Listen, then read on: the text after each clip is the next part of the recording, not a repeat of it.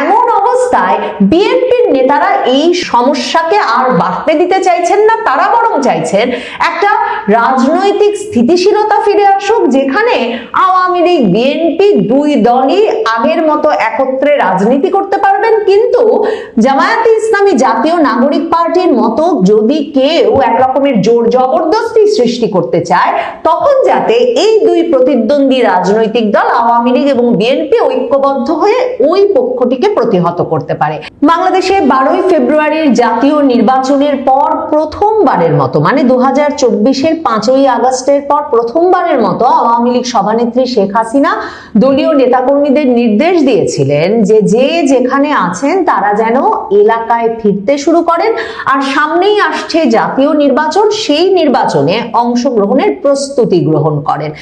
নির্বাচনের আগেই অনেক এলাকায় আওয়ামী লীগ নেতাকর্মীরা ফিরতে শুরু করেছিলেন, কারণ বিএনপির এমপি পদপ্রার্থীরা অনেক ক্ষেত্রে প্রকাশ্যেই এই যে ভুয়া জুলাই মামলা দিয়ে আর কাউকে হয়রানি করা হবে না, তার এলাকায় সকলেই বিনা ভয়ে বিনা হয়রানিতে বসবাস করতে পারবেন, রাজনৈতিক মামলা রাজনৈতিক হয়রানির শিকার কাউকে হতে হবে না, এসব ভাষণ দিয়েছেন, বক্তৃতা দিয়েছেন, প্রতিশ্রুতি দিয়েছেন, দিয়ে আওয়ামী লীগের নেতাকর্মীদের সঙ্গেই জনসংযোগ করেছেন যাতে আওয়ামী লীগের ভোট ব্যাংকের ভোটটা তার ব্যালট বাক্সে পড়ে এবং এমপি পদে তার জয় নিশ্চিত হয়।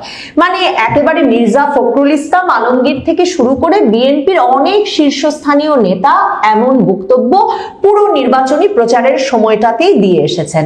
এমনকি বিএনপির এমপি পদপ্রার্থীর মঞ্চে একই সঙ্গে আওয়ামী লীগের নেতারা উঠেছেন এবং উঠে জয় বাংলা জয় বঙ্গবন্ধু স্লোগান দিয়ে বিএনপির ধানের শীষের পক্ষে ভোট চেয়েছেন।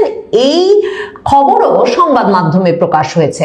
মানে কোন এলাকায় ফেরা যাবে কোন এলাকায় ফেরা যাবে না, নির্বাচনের তফসিল ঘোষণার পর থেকেই সেটা আঁচ করতে শুরু করেন আওয়ামী লীগের নেতা কর্মীরা, যারা 2024-এর 5ই আগস্টের পর থেকে বাংলাদেশ জুড়ে কোনো এলাকায় আসলে ঘরবাড়িতে থাকতে পারছিলেন না, মামলা হামলার ভয়ে, এবং দোকানপাট ব্যবসা বাণিজ্য কিছুই পরিচালনা করতে পারছিলেন না। এই অবস্থায় বিএনপি আর আওয়ামী লীগের মধ্যে যে অনেক এলাকাতেই, কিংবা বলা যেতে পারে বাংলাদেশের বেশিরভাগ এলাকাতেই একরকমের একটা আপোষ রফা হয়েছে, এবং সেই আপোষ রফার ভিত্তিতে আওয়ামী লীগের নেতা কর্মীরা এলাকায় ফিরেছেন কিংবা নির্বাচনের পর ফেরা শুরু করবার পরিস্থিতি তৈরি করতে পেরেছেন। সেটা নিয়ে এমনকি জামায়াতে ইসলামী জাতীয় নাগরিক পার্টি নিয়মিত সোচ্চার বক্তব্য দিচ্ছে যে বিএনপিকে আওয়ামী লীগ জিতিয়ে এনেছে ভোটে, সেই কারণেই বিএনপি এখন আওয়ামী লীগের কার্যালয় দেশের বিভিন্ন জায়গায় খুলতে দিচ্ছে। প্রথম যে ইঙ্গিতটা পাওয়া যায় আসলে আওয়ামী লীগের বাংলাদেশে একটা পরিসর তৈরি হচ্ছে তার, সেটা হচ্ছে যে আওয়ামী লীগ বাংলাদেশের বিভিন্ন জায়গায় তার কার্যালয় যেগুলো ভাঙচুর করে আগুন দিয়ে সেই 5ই আগস্টের পর থেকে বন্ধ করে রাখা হয়েছে সেগুলো গিয়ে আবার খোলে। অনেক ক্ষেত্রেই এমনকি বিএনপির নেতাকর্মীরাও পরে গিয়ে নাকি আবার আগুন দিয়েছেন, ভেঙেছেন। কিন্তু কোন এলাকা থেকে এই কার্যালয় খোলার জন্য আওয়ামী লীগের নেতাকর্মীদের সেভাবে গ্রেফতার করা হয়েছে সে খবর পাওয়া যায়নি। মানে একরকমের প্রচ্ছন্ন সমর্থন বিএনপির স্থানীয় নেতাকর্মীদের তরফে বিভিন্ন জায়গায় দেওয়া হচ্ছে, সেই ইঙ্গিত পরিষ্কার। এমন পরিস্থিতিতে সীমান্ত পেরিয়েও বিভিন্ন এলাকায় আওয়ামী লীগের নেতাকর্মীরা ফিরতে শুরু করেছেন সে খবর পাওয়া যাচ্ছে। আওয়ামী লীগের নেতাকর্মীরা যখন সীমান্ত পাড়ি দিয়েছিলেন তখন যেমন তাদের পাসপোর্ট ভিসার বিষয় ছিল না, একরকমের জীবন রক্ষা করতে কুমিল্লা সীমান্ত দিয়ে ময়মনসিংহ সীমান্ত দিয়ে আওয়ামী লীগের নেতাকর্মীরা প্রাণ রক্ষায় ভারতের পথে চলে গিয়েছিলেন। মানে এই যে সীমান্ত পাড়ি দিয়ে ভারতে গিয়ে আশ্রয় নেওয়া, সেটা যে শুধু আওয়ামী লীগের সাধারণ নেতাকর্মীরা করেছেন তাই তো নয়, আওয়ামী লীগের শীর্ষস্থানীয় নেতারা করেছেন, সাবেক মন্ত্রীরা করেছেন, এমনকি একেবারে বর্তমানে কর্মরত সামরিক বাহিনীর জেনারেলরাও কিন্তু সীমান্ত পাড়ি দিয়ে প্রাণ রক্ষার্থে এবং মামলা থেকে বাঁচতে ভারতে গিয়ে আশ্রয় নিয়েছেন 2024-এর 5ই আগস্টের পর থেকে। এমন পরিস্থিতিতে এখন এই খবর পাওয়া যাচ্ছে যে শেখ হাসিনার নির্দেশনা মোতাবেক আওয়ামী লীগের নেতা কর্মীরা সীমান্ত দিয়েই আবার দেশে ফিরতে শুরু করেছেন। আমার দেশ পত্রিকা সবচেয়ে আওয়ামী লীগ বিরোধী পত্রিকা বলেই, এবং আওয়ামী লীগ যে কোনো সময় আবার রাজনীতিতে ফিরে আসবে, 12ই ফেব্রুয়ারির নির্বাচনের পর থেকে আওয়ামী লীগের রাজনৈতিক পরিসর তৈরির একটা সুবাতাস বইছে, এসব বলে যারা সবচেয়ে বেশি শঙ্কা প্রকাশ করছে যে এই সংবাদ মাধ্যমটি মাহমুদুর রহমান সম্পাদিত আমার দেশ পত্রিকা, সেই পত্রিকাটিতেই আবার আওয়ামী লীগের খবর সবচেয়ে বেশি পাওয়া যায়। কারণ অন্য সংবাদ মাধ্যমগুলো যখন প্রতিক্রিয়ার ভয়ে আওয়ামী লীগ বিষয়ে কোনো সংবাদ প্রকাশ করে না, তখন এই আমার দেশ পত্রিকা গোয়েন্দা সূত্র, স্থানীয় সূত্র, বিভিন্ন খবর সংগ্রহের মাধ্যমে নিয়মিতভাবে আওয়ামী লীগ বিষয়ক সংবাদ পরিবেশন করে। এখন আমার দেশ পত্রিকা সুনির্দিষ্টভাবে বলছে যে সীমান্ত দিয়ে দেশে ঢুকতে শুরু করেছেন আওয়ামী লীগ নেতারা, এবং তারা বিভিন্ন নাম প্রকাশ করছেন যারা কিনা মূলত কুমিল্লা সীমান্ত দিয়ে বাংলাদেশে ঢুকেছেন। আমার দেশ পত্রিকা বলছেন যে বিপুল সংখ্যক আওয়ামী লীগ নেতাকর্মী অবৈধভাবে ভারতে গিয়েছিলেন। বেশি হাতে গোনা কয়েকজনের পাসপোর্ট থাকলেও বেশিরভাগ নেতাকর্মীরই পাসপোর্ট নিয়ে, এজন্য ঠিক যেভাবে তারা গিয়েছিলেন কুমিল্লা সীমান্তের বিভিন্ন পয়েন্ট দিয়ে তারা আবার সেই অবৈধ পথেই দেশে ফেরার চেষ্টা করছেন। ইতিমধ্যে কয়েকজন নেতা কর্মী দেশে ফিরেও এসেছেন। গোয়েন্দা সূত্রে জানা গেছে যে ভারত ফেরত নিষিদ্ধ ছাত্রলীগ নেতারা কুমিল্লা আওয়ামী লীগের সাবেক কয়েকজন এমপির অর্থায়নে, এমনকি আমার দেশ বলছে যে তারা রীতিমতো সশস্ত্র অবস্থায় শক্তিমত্তা সহ বাংলাদেশে প্রবেশ করেছে। এবং সেখানে আমার দেশ বলছে যে নিষিদ্ধ ছাত্রলীগের নেতাকর্মীরা অস্ত্রের মজুত করেছেন কুমিল্লার সাবেক এমপি আকম বাহাউদ্দিন বাহার, সাবেক অর্থমন্ত্রী লোটাস কামাল, সাবেক এলজিইডি মন্ত্রী তাজুল ইসলাম এবং সাবেক রেলমন্ত্রী মুজিবুল হকের অর্থায়নে। এখন অস্ত্র নিয়ে তারা ঢুকছেন কিনা তার চেয়েও যেটা গুরুত্বপূর্ণ এখানে বোঝা যে আওয়ামী লীগ রীতিমতো বিভিন্ন এমপিদের অর্থায়নে বিভিন্ন এলাকায় সংগঠিত হতে শুরু করেছে।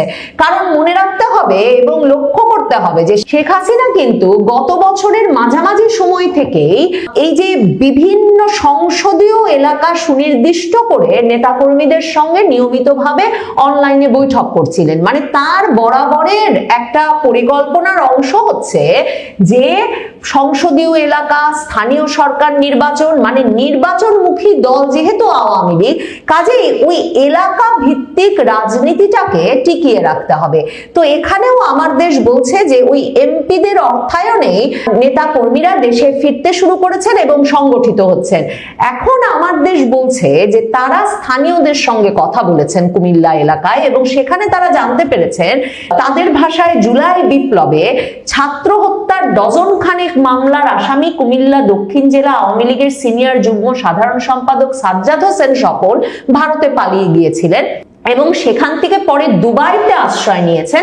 গত শুক্রবার তিনিও দেশে ফিরে এসেছেন। তার মানে এমন একজন নেতা, মানে আওয়ামী লীগের নেতা কর্মী সমর্থক সকলের বিরুদ্ধে 50-60টা করেও মামলা আছে, জুলাই হত্যা মামলা, সেসব মামলার অনেক মামলাই যে ভুয়া, সেই মামলাগুলো আবার পুনর্বিবেচনার উদ্যোগ সরকার গ্রহণ করেছে। কাজেই সেটা একটা ভিন্ন প্রসঙ্গ। কিন্তু আওয়ামী লীগের একজন নেতা, জেলার সিনিয়র নেতা, তিনি ভারতে গিয়েছিলেন, ভারত থেকে দুবাই পর্যন্ত পৌঁছে যেতে পেরেছিলেন, কিন্তু তিনিও যে আবার দেশে ফিরে এসেছেন সেটা কিন্তু খুব গুরুত্বপূর্ণ একটা সিগন্যাল যে তার মানে আওয়ামী লীগের নেতাকর্মীরা এই যে দেশে ফেরার বিষয়টাকে গুরুত্বের সঙ্গে নিচ্ছেন। আওয়ামী লীগ সভানেত্রী শেখ হাসিনার সাম্প্রতিক একটি বক্তব্য বর্তমানে সামাজিক যোগাযোগ মাধ্যমে ঘুরছে। সেখানে তিনি সুস্পষ্টভাবে বলেছেন শুধু স্থানীয় সরকার নির্বাচন নয়, বার কাউন্সিল নির্বাচন থেকে যেখানে যা নির্বাচন হবে সেখানেই আওয়ামী লীগ অংশ নেবে। শুনে আসি শেখ হাসিনা কি বলছেন। সামনে ইলেকশন, সেটা আইনজীবী হোক, পেশাজীবী হোক, যেখানে যত ইলেকশন হবে প্রত্যেকটা জায়গায় আওয়ামী লীগের পক্ষ থেকে আমরা কন্টেস্ট করব, এটা আমাদের সিদ্ধান্ত। ইউনিয়ন পরিষদ থেকে শুরু করে যতগুলো ইলেকশন হবে আওয়ামী লীগের নেতাকর্মী সেখানে অংশগ্রহণ করবে। এখন আমার দেশ পত্রিকায় কুমিল্লার যে নেতার কথা সুনির্দিষ্টভাবে বলা হচ্ছে, সাজ্জাদ হোসেন স্বপন, যিনি দুবাই পর্যন্ত পৌঁছে যাওয়ার পর আবার কুমিল্লায় এখন ফিরে এসেছেন, তিনি এসে এই নেতাকর্মীদের সঙ্গে সৌজন্য সাক্ষাৎ করেছেন এবং তিনি আওয়ামী লীগের নেতাকর্মীদের একত্রিত করার ঘোষণা দিয়েছেন আমার দেশ বলছে দিনের আলোয় তিনি ঘুরছেন, কিন্তু পুলিশ তাকে ধরছে না। আমার দেশ গিয়ে বিএনপির স্থানীয় নেতাকর্মীদের জিজ্ঞেস করেছেন যে তাদের দলের কোনো নির্দেশনা আছে কিনা যে তারা আওয়ামী লীগকে রাজনীতিতে ফিরে আসতে এক রকমের মদদ দেবে। মদদ শব্দটা আমার দেশ ব্যবহার করেছে, মানে এক রকমের প্রশ্রয় দেবে। তখন আমার দেশ পত্রিকাকে বিএনপির কুমিল্লা বিভাগীয় সহ সাংগঠনিক সম্পাদক বলেছেন যে দলীয়ভাবে তাদের প্রশ্রয় দিতে হবে, এ ধরনের কোনো নির্দেশনা আমাদের কাছে নেই। ব্যক্তিগতভাবে কারো সঙ্গে আওয়ামী লীগ নেতাদের কোনো সম্পর্ক আছে কিনা এটা আমি জানি না। ঠিক এই সুযোগটাকেই আসলে সারা বাংলাদেশে স্থানীয়ভাবে আওয়ামী লীগ কাজে লাগাতে চাইছে। বিএনপি যখন জামায়াতে ইসলামী জাতীয় নাগরিক পার্টির চাপে বাংলাদেশের বহু জায়গায় স্থানীয়ভাবে বুঝতে পারছে যে সামনে যখন স্থানীয় নির্বাচনও আসছে, তখন যে পরিমাণ চাপের সম্মুখীন তারা হবে, আওয়ামী লীগের সমর্থন ছাড়া, আওয়ামী লীগকে পাশে না পেলে জামায়াতে ইসলামী জাতীয় নাগরিক পার্টির চাপ তাদের পক্ষে সহ্য করে রাজনীতিতে এবং স্থানীয় এলাকার ময়দানে টিকে থাকা তাদের জন্য কঠিন হবে। তখন বিএনপির অনেক এলাকার স্থানীয় নেতৃবৃন্দই আসলে আওয়ামী লীগের তাদের পূর্ব পরিচিত দীর্ঘদিনের পারিবারিক সম্পর্ক, মানে বাংলাদেশে তো একই পরিবারে আওয়ামী লীগ করে আর বিএনপি করে, দুই ভাই আছেন। এমন অবস্থায় বিএনপির নেতারা এই সমস্যাকে আর বাড়তে দিতে চাইছেন না, তারা বরং চাইছেন একটা রাজনৈতিক স্থিতিশীলতা ফিরে আসুক, যেখানে আওয়ামী লীগ বিএনপি দুই দলই আগের মতো একত্রে রাজনীতি করতে পারবেন। কিন্তু জামায়াতে ইসলামী জাতীয় নাগরিক পার্টির মতো যদি কেউ এক রকমের জোর জবরদস্তি সৃষ্টি করতে চায়, তখন যাতে এই দুই প্রতিদ্বন্দ্বী রাজনৈতিক দল আওয়ামী লীগ এবং বিএনপি ঐক্যবদ্ধ হয়ে ওই পক্ষটিকে প্রতিহত করতে পারে। কাজেই বিএনপির নেতাদের সঙ্গে আসলে ব্যক্তিগত সম্পর্কের ভিত্তিতেই এবং তাদের ব্যক্তিগত আশ্বাসের ভিত্তিতেই অনেক এলাকায় আওয়ামী লীগ নেতাকর্মীরা ফিরতে শুরু করেছেন, এবং যেখানে বিএনপি ক্ষমতাসীন বিএনপি তাদের পাশে আছে, সেখানে পুলিশ প্রশাসনও খুব স্বাভাবিকভাবে আওয়ামী লীগ নেতাকর্মীদের কোনো রকম গ্রেফতারে বা বাধা দিতে যাচ্ছে না। বিএনপির একাধিক নেতা আমার দেশ পত্রিকাকে জানিয়েছেন যে শুধুমাত্র কুমিল্লাতেই বিএনপির বড় মাপের অনেক নেতা আওয়ামী লীগের চেয়ারম্যান মেম্বারদের আশ্রয় দিয়ে রেখেছেন। কয়েকজন আওয়ামী লীগ চেয়ারম্যান আবার ইতিমধ্যে বিএনপিতেও যোগদান করেছেন।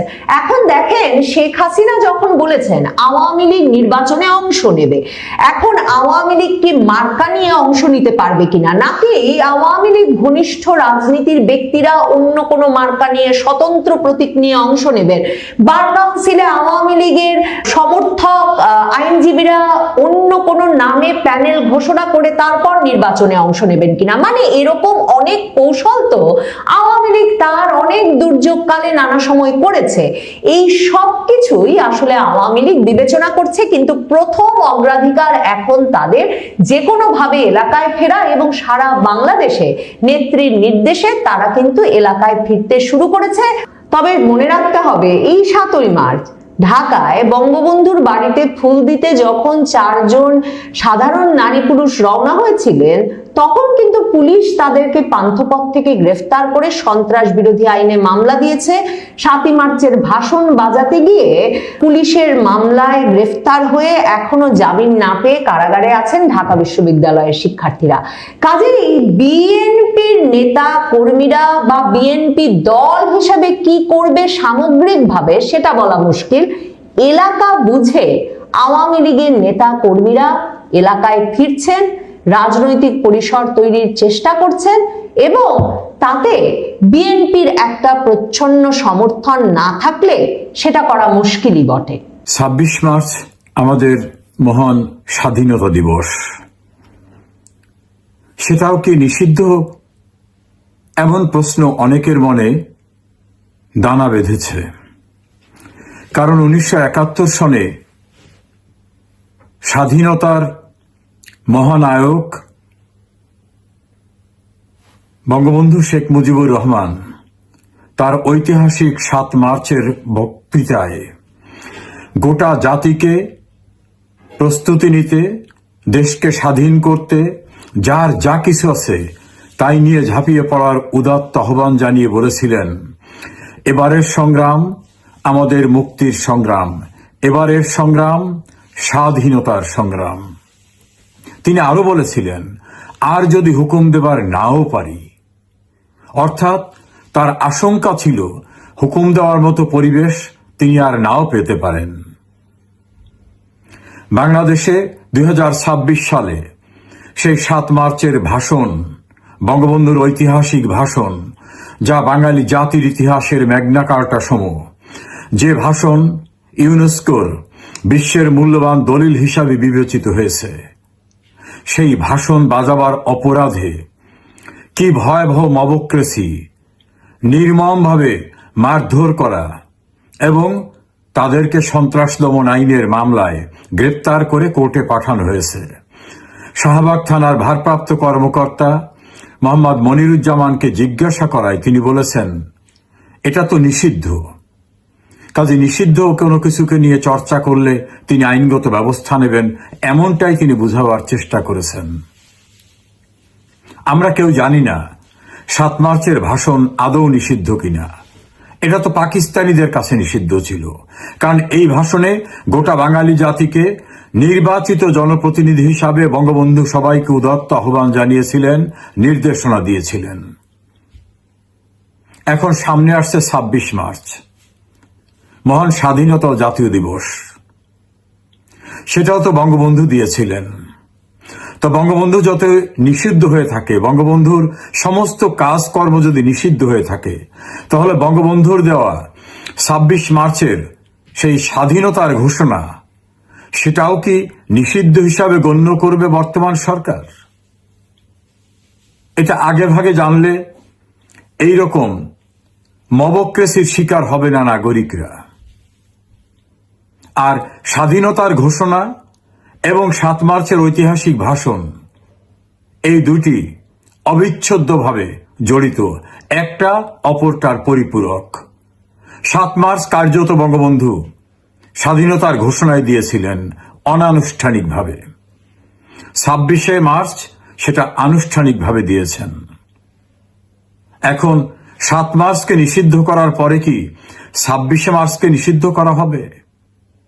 যদি তা করা হয়, তাহলে এই স্বাধীন সার্বভৌম গণপ্রজাতন্ত্রী বাংলাদেশের নামটা কি হবে? প্রিয় দর্শক শ্রোতা, সেই প্রশ্ন তো এখন সামনে এসেই গেছে।